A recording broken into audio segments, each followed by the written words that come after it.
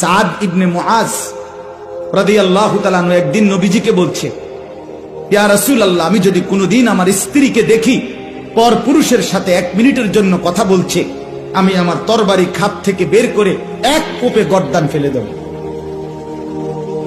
সাহাবীরা, হাদিসে আছে, সাহাবীরা চিৎকার করে উঠছে আল্লাহু আকবার কইয়া খুশিতে। আরে কইল কি রে বেটা?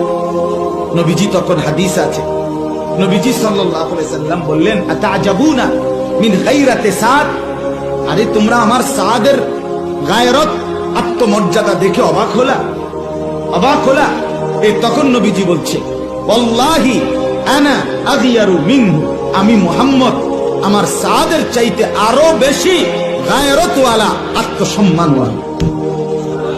এরপরে বলছে, ওয়াল্লাহু আগিয়ারু মিন্নি, আর আমার আল্লাহ এর চাইতে বেশি